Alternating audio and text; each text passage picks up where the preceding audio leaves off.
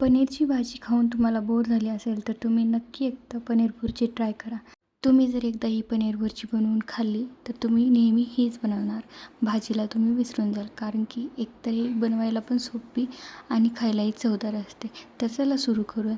सर्वात आधी एक कढई घेऊन त्यामध्ये जिरे मोहरी ॲड करावे व ते व्यवस्थित तडतडले की त्यामध्ये कांदा बारीक चिरलेला ॲड करावा व त्याला व्यवस्थित लालसर भरून घेतले की त्यामध्ये लसूण अद्रकचं पेस्ट आणि शिमला मिर्च आणि कोथिंबीर ॲड करावे व त्याला व्यवस्थित मिक्स करून तळून घ्यावे.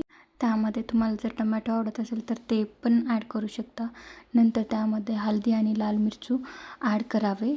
नंतर आपल्याला पनीर ॲड करायचं आहे. पनीरला आधीच बारीक करून घ्यावे किंवा खिसणीने खिसून घ्यावे व नंतर त्याला व्यवस्थित मिक्स करून घ्यावे. नंतर त्यामध्ये थोडंसं धना पावडर आणि कुठलाही मसाला, मी गरम मसाला टाकला आहे, त्यामध्ये ॲड करून त्याला व्यवस्थित मिक्स करून घ्यावे व नंतर त्यामध्ये मीठ ॲड करावे चवीनुसार व व्यवस्थित मिक्स करून त्यामध्ये थोडंसं पाणी ॲड करावे व त्यालाही व्यवस्थित मिक्स करून थोडंसं त्याला शिजण्यास ठेवावे.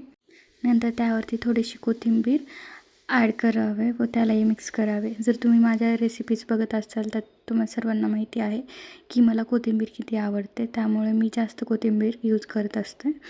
जर तुम्हाला नको असेल तर ती ऑप्शनल आहे. नंतर त्यालाही व्यवस्थित मिक्स करून घ्यावे व शिजण्यास ठेवावे व आपली पनीर भुर्जी तयार आहे बनून.